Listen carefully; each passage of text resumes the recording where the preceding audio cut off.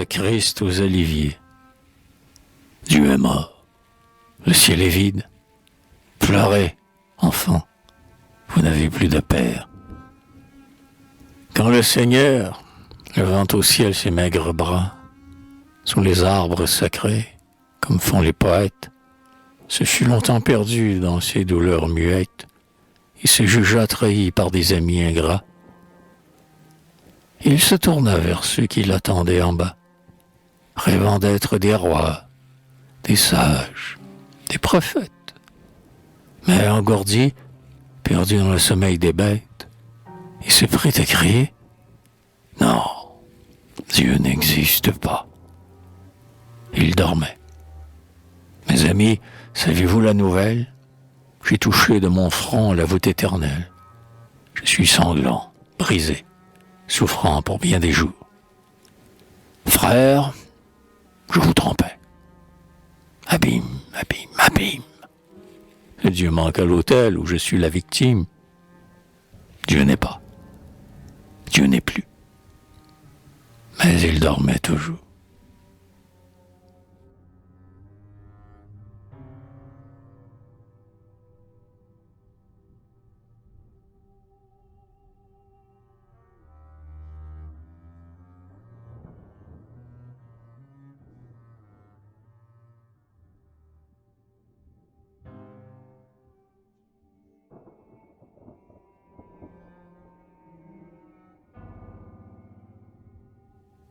Il reprit, « Tout est mort. J'ai parcouru les mondes, et j'ai perdu mon vol dans leur chemin lacté.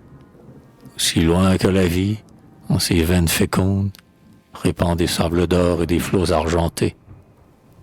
Partout le sol désert côtoyé par des ondes, des tourbillons confus d'océans agités. Un souffle vague émeut les sphères vagabondes, mais nul esprit n'existe en ces immensités. En cherchant l'œil de Dieu, je n'ai vu qu'une orbite, vaste, noire et sans fond, d'où la nuit qui l'habite rayonne sur le monde et s'épaissit toujours. Un arc-en-ciel étrange entoure ce puits sombre, seuil de l'ancien chaos dont le néant est l'ombre, spirale engloutissant les mondes et les jours.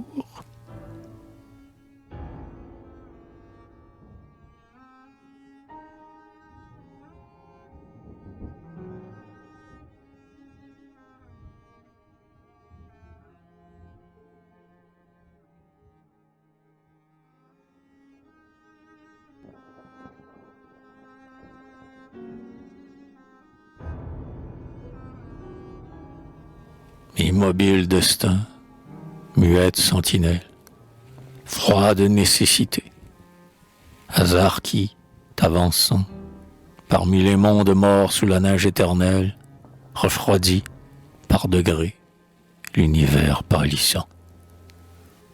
Sais-tu ce que tu fais, puissance originelle, de tes soleils éteints, l'un l'autre se froissant? Es-tu sûr de transmettre une haleine immortelle entre un monde qui meurt et l'autre renaissant? Oh mon père, est-ce toi que je sens moi-même? As-tu pouvoir de vivre et de vaincre la mort? Aurais-tu succombé sous un dernier effort? Cet ange des nuits que frappa l'anathème? Car je me sens tout seul à pleurer et souffrir. Hélas, et si je meurs, c'est que tout va mourir.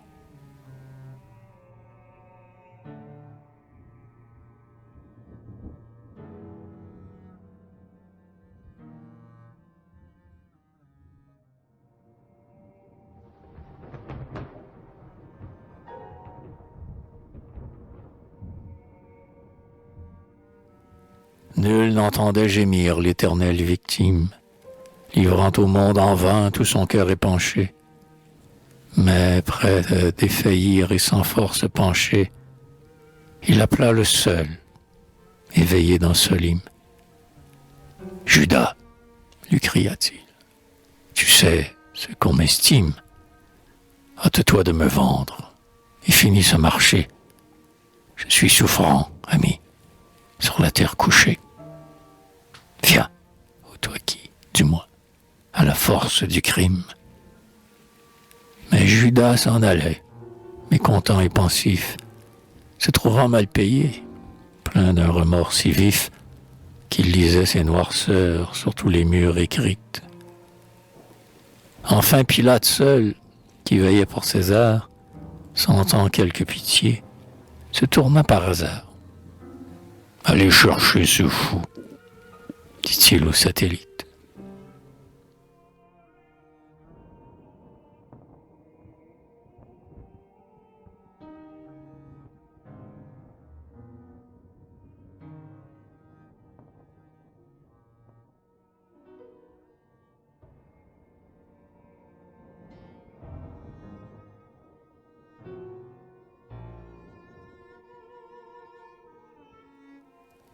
C'était bien lui, ce fou, cet insensé sublime, cet Icare oublié qui remontait les cieux, ce feuilleton perdu sous la foudre des dieux, ce bel Attis meurtri que si belle ranime.